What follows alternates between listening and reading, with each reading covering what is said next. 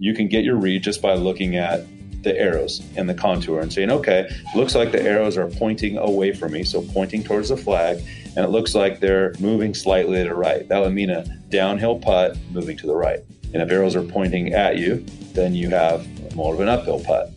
And the severity of that or the speed would be, depending on what color your heat map is. If it's blue and white, it's a slower, flatter putt. If it's more of a red or orange, then you've got some work to do, whether uphill or downhill. So to take it a step further, if you want to actually get your read, aka Tiger Woods, simply tap the screen with a finger, draw a line from where you're standing, the ball, to the cup, and it'll say, hey Fred, aim 1 cup to the left and 6 inches short. And if you do that, that's the perfect putt. You will make it. There's different ways to make the putt, but that's the perfect putt. Golf Smarter, number 743. GolfLogix, the best golf app, adds a new twist. Individual green maps in a yardage book with Pete Charleston. This is Golf Smarter, sharing stories, tips, and insights from great golf minds to help you lower your score and raise your golf IQ. Here's your host, Fred Green. Welcome back to the Golf Smarter podcast, Pete. Fred, good to be back. Good to have you back, buddy. I think your app is awesome. I really do. Thank you. To get out of use it a little bit between the last few times we talked? Oh, yeah. Well, see, I have a slight problem in that I don't always get cell reception where I am. And so, nothing.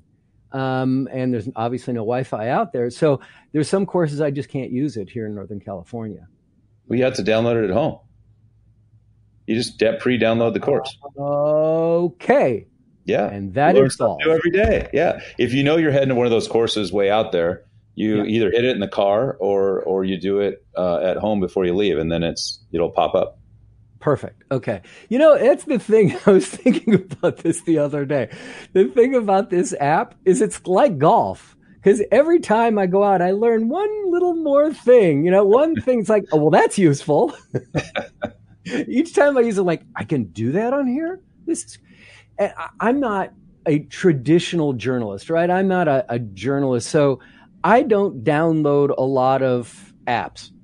If I start using one and I like it, I'm done. I'm not doing more research. I'm not doing comparisons. I'm not going on YouTube going, there's this app and this app and this app and this app. You should try that. No, I started using GolfLogix and I just think I think it's the bomb. Our biggest fan. I love it. Yeah, I am a pretty big fan. I am a pretty big fan of it. But let's help people with this thing. Let's walk through the app a little bit. It's so funny because my first question I had written down here was, can I download the course before I get out there? And you've already answered that. Check. You're cutting into my time. Check. Here we go. A big red check on that one. So walk me through setting up around, and one of the things I discovered with a foursome. Okay. Walk me through, what am I supposed to do with the app to do that? If you want to keep track of all their scores, you certainly can. So it allows you to obviously keep track of your own score. And then just simply, if you want to add another player, and you can type in their name. Then once you do it once, it'll remember, who you've used before. So it'll kind of autofill and make it quicker. Easy. Okay. And I love that it's not just a full scorecard, but it's a scorecard for everybody, but also being able to keep track of my stats. If you're a stat guy, I kind of geek out on that. Well, it's pretty fascinating. I know at times, people keep track of their putts or, a couple fairways, but scrolling on writing it on a scorecard, and then it never ends up anywhere, and it's not useful. And, the first couple of times you've got to get into the routine, but the reality is it takes 5 seconds at the end of a hole, and the score pops up and you go, boom, I got a par. And it asks how many putts. And if you say I had a par and I had 2 putts, it auto fills in greens and regulation. And then, if you want, you can keep going. It's got a lot more stats. You can hit fairway, hit right, left. So and it's up to you how much, but it's so quick. You just tap, tap, tap, tap, tap. And at the end of the round, it gives you all this incredible data about how you played. And then over a period of time, you start to see, what you're doing out there. And I think one of the things that it really identifies, at least I found with me, is that if I have I'm a good putter, but if I have a bad day at putting, I look at either my greens and regulation or I look at, I look back and say, oh, I actually was playing pretty well, but I kept landing 30 feet from, and I had some 3-putts. So you can identify a lot of these things that you're doing and sometimes feel better about your round. If you're not feeling good, don't look at the stats. Right. But the point of the stats is to find your weaknesses. I mean, That's the thing that I think that most golfers, and I've talked to teachers about this, that most golfers don't get right, is that they don't look like they'll go to the driving range and pull out the club that they feel the best about, right? Or they'll just bomb the driver or something, but they won't work on the shots that have been giving them trouble. And that's how you get lower scores, is work on your weaknesses, right? And I think this helps point that out. It helps bring it along to let you identify what your weaknesses are and then go work on that if you want to. If you want to put in the time. If you want to put in the time. Are you kind of guy who just like you have a 9:00 tee time, you show up at 8:55 and go, I'm ready to go, let's do it? Or are you no, I'm obsessed. I can't. I don't show up too early, but I do need to take. I need to take about 20 swings. I'm more of a rhythm guy, so I need to get a little tempo going. If I'm running to the first tee, I play like I'm running to the first tee, and I'm like, you're tight and you're. And you're feeling rushed for at least 6 holes. I hate feeling rushed. Yeah. It's not how it's supposed to feel.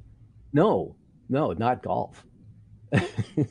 Well, tell me about your 20 swings. Where do you start? Are you just same club, or what do you do? No, so as I mentioned, I'm kind of more of a tempo guy. So I'll pick up my 54 and I'll just take some like 3/4 swings and just get 5, 6 of those shots, or just those little ones, trying to get a little feel. And then I jump up and hit a few pitching wedges. Then I hit a few 8-irons, and then I'll hit a couple 3-woods off the deck, because our first hole is a par 5 at my club, and then I hit 4 or 5 drivers, and I'm usually okay. And then I go to the putting green. Oh, good. That's where I need that rhythm, that tempo. Well, you said you're a good putter. Yeah. So you need to get the feel. And do you basically play the same course all the time?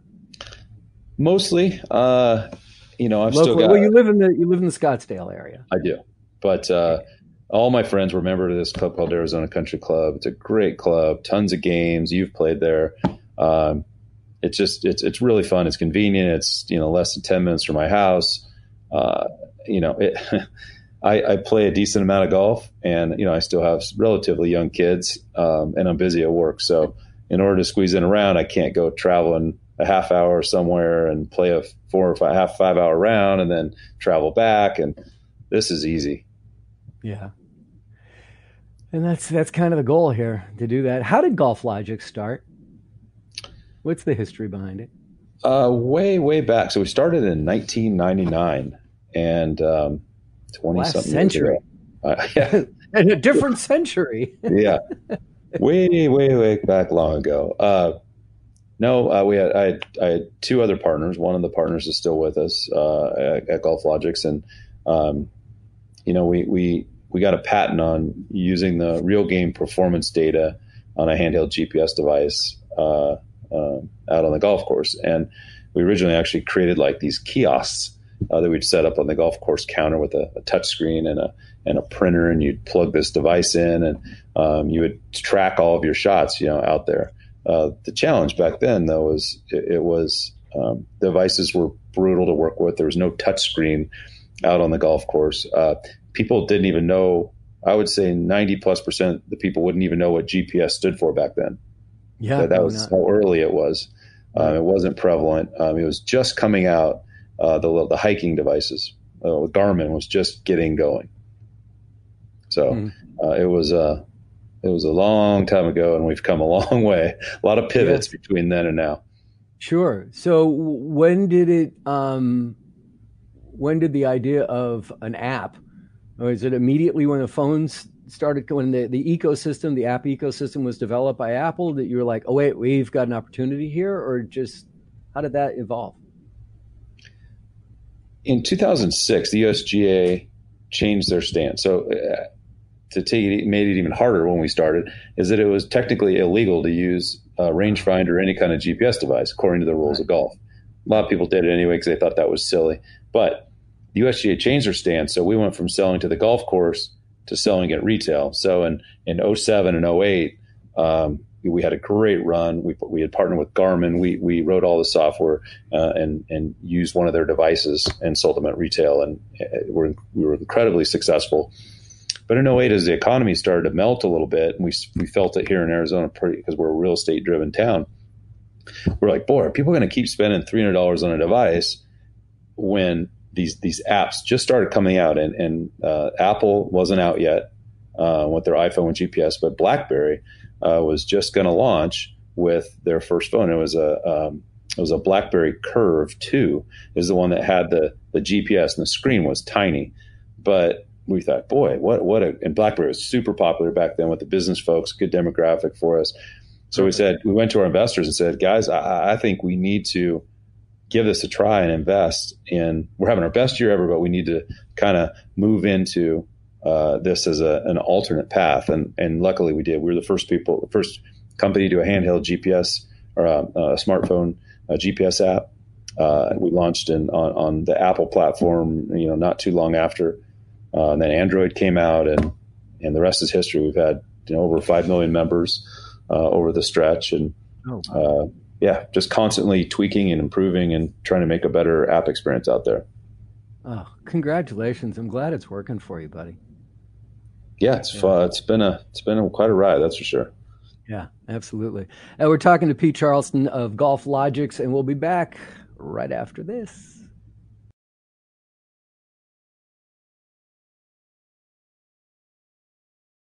Let's break down the app a little bit more on the things that you can do with it or avoid.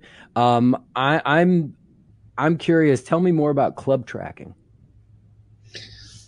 Club tracking it's interesting because that's what we originally got our patent on, way back in '99 when we filed it. So that was kind of near and dear to what we thought was important. And what we've realized is it can be a challenge out there to remember to log all your shots. So, it's unless you're just very deliberate and make it part of your routine, I think it's more about tracking as many as you can. And if you get a new piece of equipment, hey, I got a new driver, let's see what it's doing. Right. So track 6 drives, and don't just track the super long ones, because that's not going to give you the true picture. But you don't have to track the 180-yard little snapper that you hit in the bunker. But it's really simple. I mean, you walk up the tee box, you're looking at the carry distances anyway. Okay, to the left bunker, over left bunker. Okay, I'm gonna hit a driver, and then you just simply tap the screen where the club icon is, and that starts it. And then you just get in your cart, you drive your ball. You open it up, and you can either decide to track your next shot, or you just kind of end it, and you'll get how far you hit the drive. Does it learn about, if you're tracking your clubs, if you've entered the data of which clubs that you have, I guess that's how that works. Does it track like, oh, okay, you do hit this club this far? Does it help you learn how far you hit each club? I guess it does. I mean, over a period of time, if you choose to track, I feel like if you don't track, at least 5 to 10 shots on a club, you're not getting a true average. Right. But if you do that, it keeps track of your averages, so you get a good idea. And you may find, and I found that there was something wrong with my 7-iron. It was off. If you looked at my other averages, and all of a sudden the 7-iron, like, what the heck? Why? It's only 4 or 5 yards longer than my 8-iron. And then I couldn't figure it out, and it was, I actually took it into the shop, and they were like, oh, this thing is, they adjusted it. Right. So right. it was, amazing. Yeah, kind of identifies some of these issues that maybe aren't your fault for once.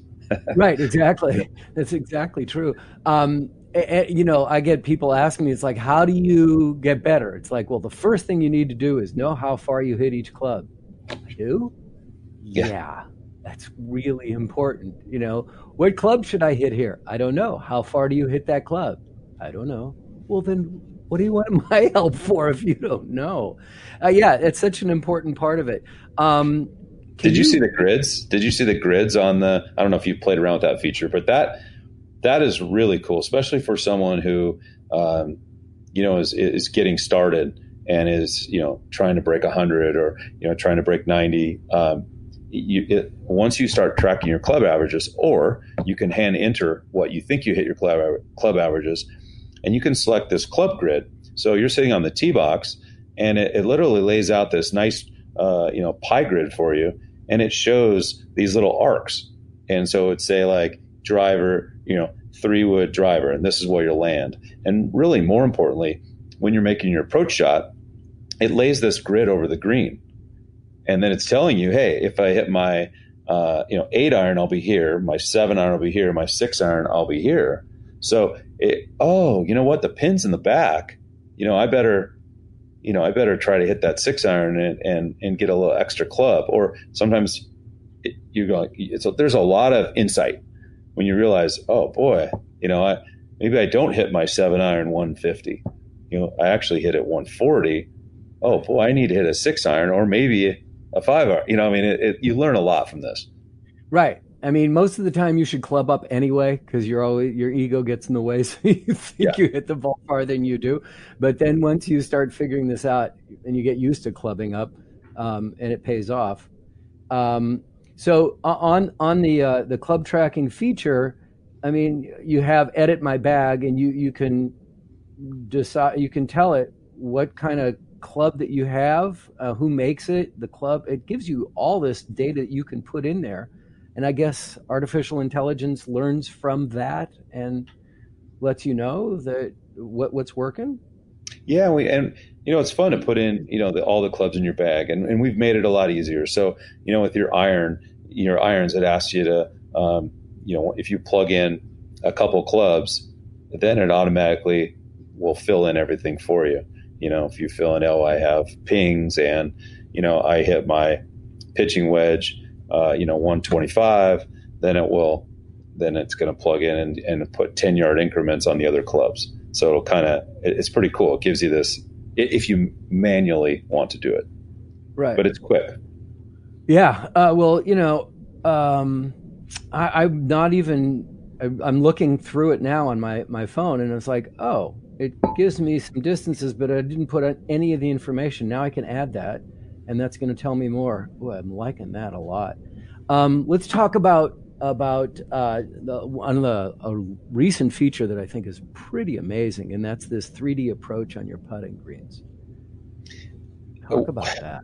Yeah, so a number of years, it goes back probably 4 years ago or so, maybe 5 years ago, we saw the first tour players pulling these books out on the green, and we were, we couldn't figure out what they were doing. And we knew it had something to do with the greens and the green contours, but we finally were able to get a sneak, kind of a look at one, and we said, God, if pros can do this, why can't we get this for the amateur golfer? So a mere 2 years later, we started to figure it out, and we've had this putt and approach view portion of our app now for 3 years, and it is extremely helpful. And many people use it only on the green, but I really encourage everybody to use it in the approach mode. So when you're making your approach, and let's say you're 165 out, and it defaults into this green view, which is a heat map. So it shows the elevations and the contours of the green, and clearly it makes it obvious what the green does up there. And then you can see the pin, and you can start to plan to see what to stay away from. And this is what better players do. Better players avoid trouble. They're not always going for the birdie. Sometimes they're just like, this pin's brutal. If I try to go for it, there's a good chance I bogey or worse. So it's really helpful to plan your approach. So what is I'm looking at the approach feature right now, and it's showing me the green, and it's pretty amazing. So the red, the colors mean it's fast in that direction, that there's a lot of slope there? It means there's slope. So whether you're uphill or downhill, it could be. But yeah, those are your red and orange are going to be your the slopier areas where it's the ball's going to move a lot more. You can clearly see if there's a false front on the green. If you're playing a new course, you're crazy not to look at this before you go for your approach. You know, when you can't, sometimes you can't see those false fronts, and this just shows them. I mean, they're lit up in red, and now you know I better take an extra club, or even if I land on the green, I'm probably going to roll back off. Yep, and it rotates with you. Yeah. Wow. Yeah, well, you made that comment because I was silent, because all of a sudden I turned away because I live next to a golf course. So I'm on the 13th hole of this golf course right here. And I'm looking and going, wait, that's not the view that I have. Oh, that's the view from the direction that I'm holding the phone. So when I turned around from you, now this gives me the view that makes more sense. And I get it. But what is the part? So there's list, hole, approach, and putt. Now, what does the putt part do versus the approach? Or is that the same thing, just depending on? The putt's a little different. So when you get up to the green, it'll automatically default to the putt view, or you can tap on putt.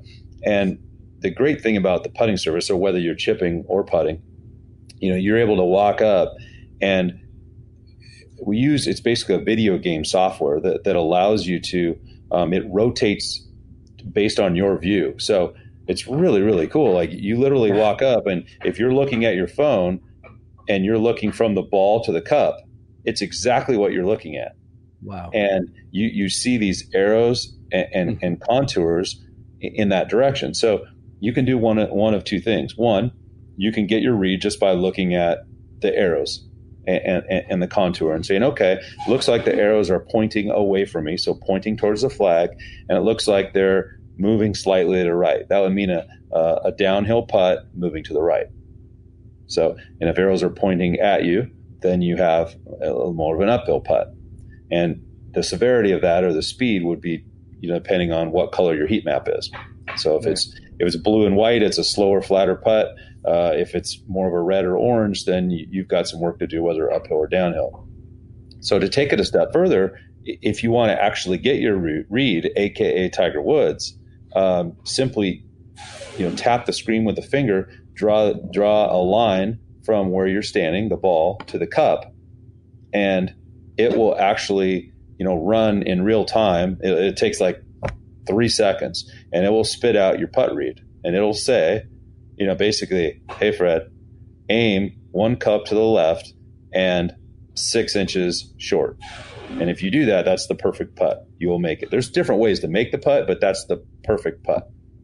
It's crazy. Yeah. But it's not going to tell you the speed. How can it can't tell you what the speed should be? It does in a way, because it's telling you.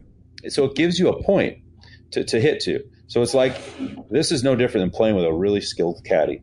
And you know how the caddy, if you doesn't happen all the time for me, but when I get to play with caddies, I love it, right? A caddy will say, he'll point to a spot with the flag, he'll tap the ground and say, hit it right here. And that's your aim here spot. And if you hit it there, then the ball will do what it's supposed to do and go in the hole. So this is what this does. So if it tells you to aim 3 feet short, that means this putt is fast. Right. If it tells you to aim 12 inches long, okay, this is a little bit uphill, me 110% putt. You got to give a bit more of a ride. So awesome. That's how that works. And the more you use it, the more familiar you get with it. Yeah, I'm definitely going to get it. You know what? I want people who are listening, if you're listening right now and you don't have the GolfLogix app, it's GolfLogix is Logix. We're gonna take a time out right now. I want you to download the app, because the way Pete's describing this, you know, and you're looking for me, I'm looking at the phone, and it's making so much more sense than it ever has by the way his description is going. So during the break, go ahead, download the app, and we'll come back and talk about it more, or just back up and start the podcast again so you can get his description. But we'll be back right after this.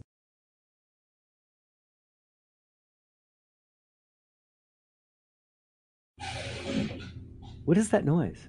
Oh, we can hear it real subtle. Yeah. Oh, that's the printing press for the books. Oh, okay. All right. That's where we're going next.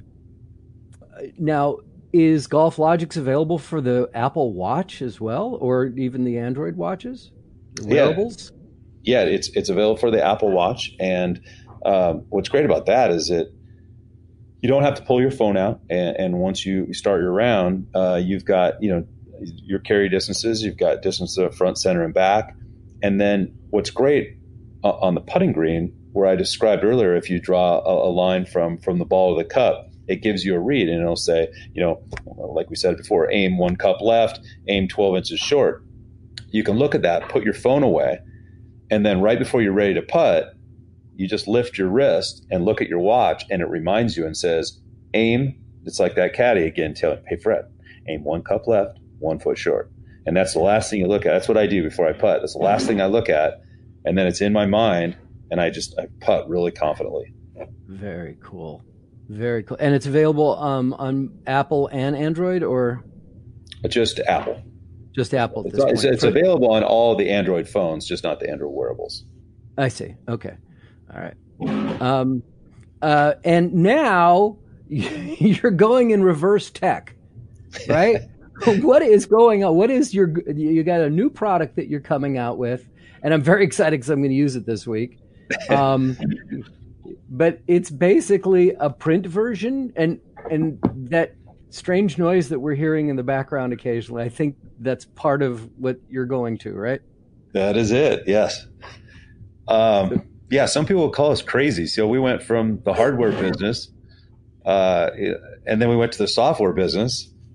And late this fall, we identified this opportunity with, we built all this incredible tech, like what I'm describing to Fred and what Fred's playing around with. If you download the GolfLogix app, you're going to see how incredible this green contour information is.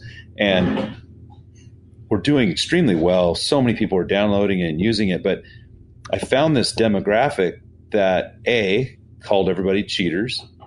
Right? This is against the rules. I would call them our more traditional type golfers.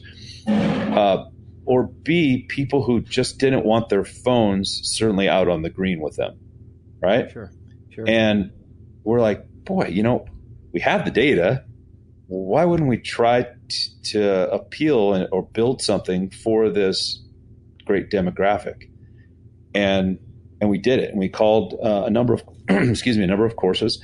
We did some sampling at my course, Arizona Country Club, and people went crazy over it. So we're like, what the heck? Let's give it a try. So we bought a printing press and a folder stitcher, a booklet maker and a cutter, and we hired people. And in the midst of the COVID, lockdown, we used our PPP money to hire people and build out this whole operation.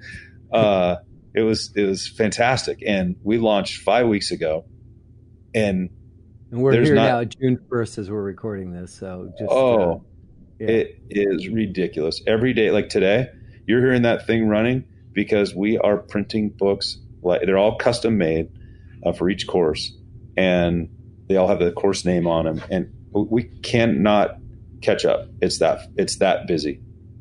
I mean, every day we come in and we're buried. Wow. We're going to be hiring more people. And how? So, are you selling these direct to consumers? Are you selling these to the pro shops? How are you? Ultimately, we want to sell them to the pro shops, but it's often quite challenging. And we had the COVID, and so many people were closed in different states, or they were working skeleton, crews, and So we did launch. We have an e-commerce store, at GolfLogix.com or shopgreenbooks.com, and you can go on and look for your course. And we've got about 13,000 courses available for the green books.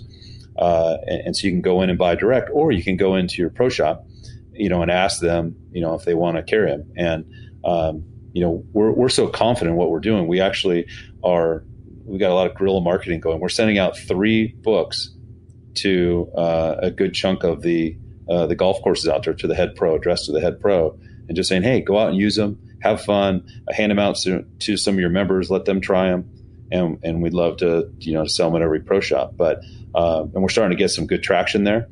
Mm-hmm. But I mean, people are buying them, direct, through our e-com site. Like it's nuts, and paying to expedite. Like there's such a need for these. I can't even describe it. And I think when you get out there and you use it the first time, you're probably going to call me or text me and go, "Oh my God, this changed the way I putt. I've never putted with so much confidence. It fits in your back pocket. It's always with you. It doesn't be, the phone's great if you're on the tee box. You're playing music. It doesn't drain the battery of your phone, is what you're saying. You're not reminded about life while you're out trying to putt. Nothing's dinging at you, and you're out there and you've got this piece of paper. It's USGA compliant, rules compliant. So all the traditionalists or anybody saying breaking the rules, they're wrong. This is not, they've been chicken scratching notes, on green contours for as long as we can remember. And, we finally put it in a more modern format. So it's like, this tech, meets this tradition from the past. And I just can't describe how much more confidently you'll putt when you're out there, because the line every time. Well, confidence is a big part of what you need to get out there to succeed. Because if you're not feeling sure about it, you ain't going to do it. Confidence is huge. And I'm not telling everybody they're going to make more putts, because you still got to putt the ball. And we all know that even tour players, outside 10 feet, the percentages are drastically drop. But what I will tell you is that without a doubt, you will eliminate the 3-putt. I mean, you will barely ever 3-putt anymore. I mean, that because you're so many times you actually putted the ball well, but you read the putt wrong. And so you putted the left side of the hole when it was actually a right to lefter, and you left yourself a 5 or 6 footer, and then you miss it. Then you just 3-putt it. Right. So if you can putt in that gimme zone, because at least you're aiming at the right side of the hole, great. I mean, there's nothing worse when you get out there and you're playing good golf. You hit a decent drive. You got it up on the green. Here you are. You got a birdie putt. And then you bogey the hole. And you bogey the hole, and then we know what happens. It's contagious. And then the next hole, what do? It's in your head. Right. And then all of a sudden you end around with 3, 4 3-putts. A, it's slow, and B, it's aggravating. I think that a 3-putt has a greater impact on the rest of your round than hitting the ball in the sand or chunking it out of the sand or not getting it out of the sand. I mean, like those things like, oh, well, that happened. Damn, But boy, you 3-putt, it's like, why did I? And you start beating yourself up. It's the worst. It's tough mentally. Very exciting stuff. Okay, so GolfLogix app is free. Yes. Tell me about GolfLogix Plus. What is that? So what we do, the plus is the access to all the putting and green contour data that we've spent years collecting. So we offer 2 free rounds. So you download GolfLogix for free, and you can get it through the Apple App Store or the Android Play Store, and you can play for 2 rounds for free. You get to try all of our features, and if you decide to upgrade, it's $39.99 a year. And if you don't, you still have this great free app that gives you distance to the center of the green. It gives you a 3D image of each hole, allows you to keep track of your scores and stats. So there's literally no risk in trying it. Right. Well, the exciting news is that you are allowing us to give away a year membership for the GolfLogix Plus here on the podcast, and I appreciate it. And now we just found out in our conversations before that you're going to add whoever wins, they're also going to get a green book. Right? That's right. That is awesome. You're very generous. We appreciate it. And we're going to be giving away a couple of these memberships, the GolfLogix Plus app, throughout the year. So stay tuned for that. But before we go, your favorite pet peeve on the golf course. I'm really digging asking people about their pet peeves because it's so interesting. What is the thing that really, it's like, oh, come on, man, right? What is your pet peeve on the course? I have this one particular friend, and I noticed it in a few others, that they have this very specific routine. And one of my friends in particular has to swing like sideways. So you almost have to clear off the tee box, and he takes swings like, the wrong way. And so you got to move out of his way. And not only is it annoying, but if you even talk during his little routine, he has to start over again. So, I mean, it's just. And we talk about pre-shot routine being really important. A pre-shot routine is good. But if you put other people in danger, I've done that before. I've had some practice swings and all of a sudden I chunk it and there's mud over everybody.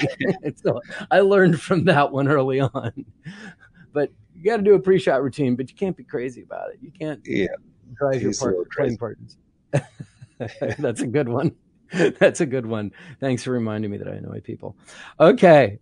Well, Pete Charleston, man, it is so good to talk to you. I'm so excited for you. I love the Green Book. I can't wait to get it out because I have a feeling, I'm going to have to call you back going, dude, I need another one for a different course because there's a couple courses that are some really perplexing putts and I would really want to use.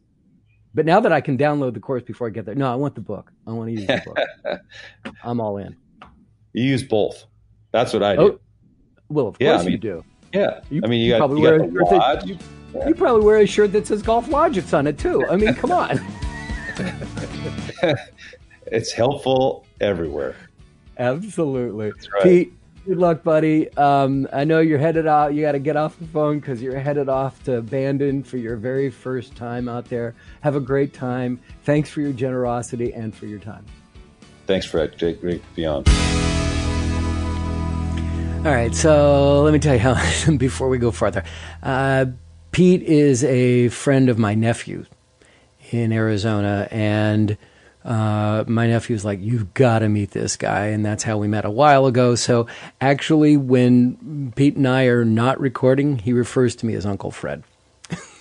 But that was I'm so glad that I got to meet him because he's a great guy, and I really do believe the app is fabulous.